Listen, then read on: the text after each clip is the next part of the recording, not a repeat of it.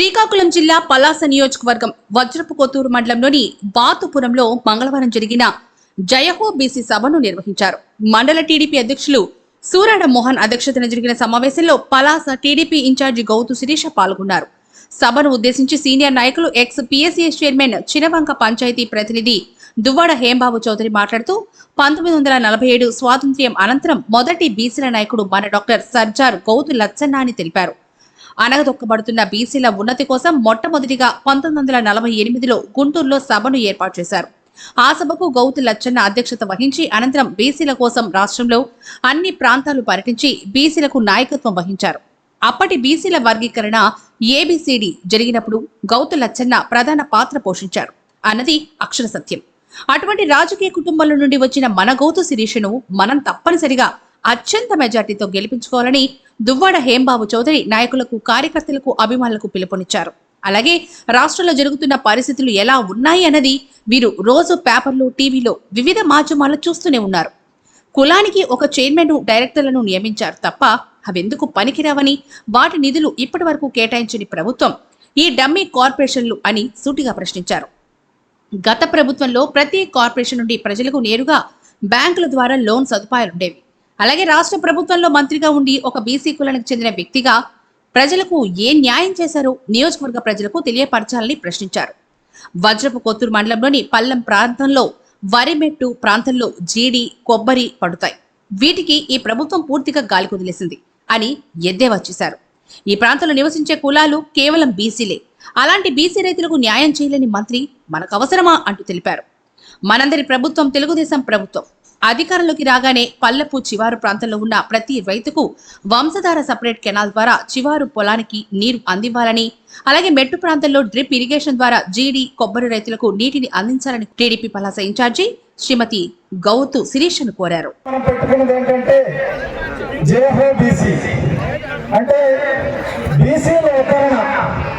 గతంలో చంద్రబాబు నాయుడు గారి టైంలో ఎలా జరిగింది, ప్రస్తుతం ఎలా జరుగుతుంది, జగన్మోహన్ రెడ్డి టైంలో బీసీలు ఎలా అనగదొక్కబడ్డారు, దాన్ని వివరించడమే ఈ యొక్క సభ యొక్క ముఖ్య ఉద్దేశం.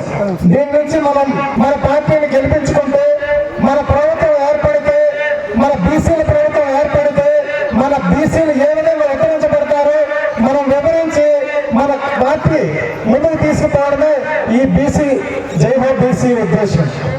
అయితే ముఖ్యంగా ఇక్కడ మనకు గొప్ప విషయం, 1947లో మనకి స్వాతంత్రం వచ్చిన తర్వాత మొట్టమొదటి మన బీసీ నాయకులు ఎవరో తెలుసా? గౌతు లచ్చన్న గారు. 1948లో బీసీల యొక్క అణిచివేతలు చూసి, బీసీలకు జరుగుతున్నటువంటి అన్యాయాలు చూసి 1948లో మొట్టమొదటిసారి గుంటూరులో సభ ఏర్పాటు చేసి, బీసీల సభ ఏర్పాటు చేసి దానికి అధ్యక్షత వహించారు ఆయన.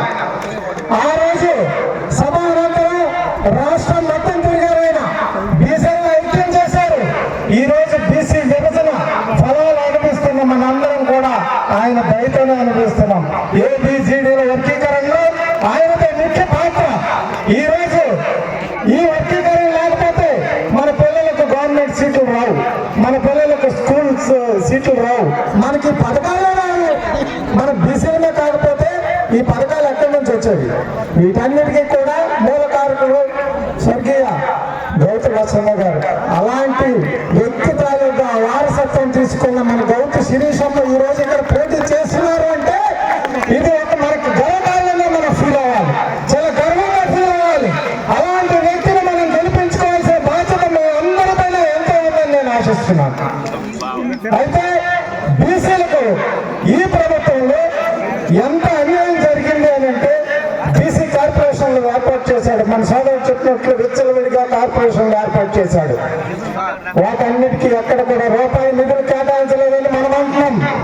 కానీ అదే జగన్మోహన్ రెడ్డి ఎవరైనా ప్రశ్నిస్తే మనకున్నటువంటి ఇప్పుడు ఒక మత్స్యకారు అనుకోండి, మత్స్యకారులకు వచ్చే పెన్షన్లు మత్స్యకారు కార్పొరేషన్ నుంచి ఇస్తున్నట్టు చూపిస్తున్నాడు. కాళీలకు వచ్చే పెన్షన్లు కాళీల కార్పొరేషన్ నుంచి ఇస్తున్నట్టు చూపిస్తున్నాడు.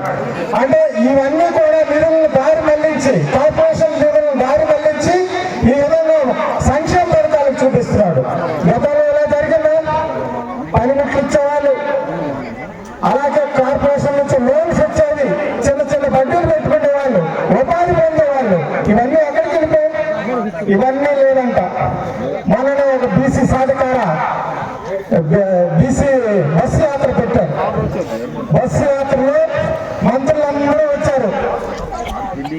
అంటే నేను అడుగుతున్నాను, ఈ జిల్లాలో 99.99% అన్ని కులాలు కూడా బీసీ కులాలే. ఎందుకంటే మన వెనుకబడిన ప్రాంతం కింద బీసీ కులాలుగా మనల్ని తీసుకోవడం జరిగింది. అలాంటప్పుడు ఎవరికి మంత్రి పదవి ఇస్తాడు జగన్మోహన్ రెడ్డి? ఇక్కడ వేసి వాడికి తెచ్చిస్తాడా? అప్పలరాజుకి మంత్రి అవ్వడం వల్ల ఈ జాతి అంతా ఇక్కడ బీసీలందరూ ఉత్తరించబడ్డారట. అది దాని తాలూకు చెప్పే ఉద్దేశం. అప్పలరాజుకి మంత్రి అవడం వల్ల అప్పలరాజు బాగుపడ్డారు, ఆవిడ భార్య బాగుపడ్డారు, అన్నదమ్ములు బాగుపడ్డారు, చుట్టూ ఉన్న నలుగురు బాగుపడ్డారు. మరి మనమేం బాగుపడ్డాం? ఏ బీసీ బాగుపడ్డాడు? ఆయన చెప్పనండి ఒక్క బీసీనే నేను ఉత్తరించాలా అని. అయితే ఈ ప్రాంతం ఏదైతే ఉందో మనందరం బీసీలమే కదా. ఈ ప్రాంతంలో ఉన్నటువంటి మత్స్యకార కులాలు కానీ, కాళీయ కులాలు కానీ, కాపు కులాలు కానీ, అగ్నికుల క్షత్రియ కానీ ఇవన్నీ కూడా బీసీలమే కదా. మరి మన బీసీలకు ఏం ఉత్తరించబడ్డాయి? ఈ ప్రాంతంలో మనల్ని ఎలా పైకి తీసుకురావాలి, బీసీలను ఏ విధంగా తీసుకురావాలి, ఒక స్ట్రక్చర్ ప్లాన్ చేసి ముందుకు తీసుకెళ్లే ఉద్దేశంతో బీసీ సభలను నిర్వహించి మన ఆవేదన అంటే మనం ఏ విధంగా అభివృద్ధి చెందాలనేది ఒక ప్రణాళిక తయారు చేసి శిరీషమ్మ గారికి ఇస్తే రేపు మనకి కాబోయే ఎమ్మెల్యే బహుశా మంత్రి కూడా అవ్వచ్చు. మనందరి అదృష్టం బాగుంటే, మనందరి అదృష్టం, ఆవిడ అదృష్టం కాదు, మన అదృష్టం బాగుంటే ఆవిడ మంత్రి అవుతారు.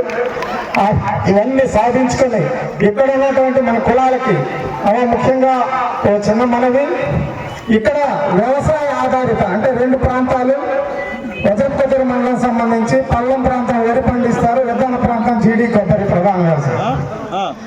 ఈ ప్రాంతాల్లో ఇప్పటి వరకు కూడా స్వతంత్రం వచ్చి ఈ రోజు వరకు కూడా వంశధార నీరు అనేది వచ్చింది లేదు, సచ్చింది లేదు. దానికి సపరేట్ కెనాల్ ఉంటే తప్ప ఇక్కడ నీరు వచ్చే పరిస్థితులు అయితే లేవు. పల్లె ప్రాంతానికి సపరేట్ కెనాల్ని ఏర్పాటు చేసి అదే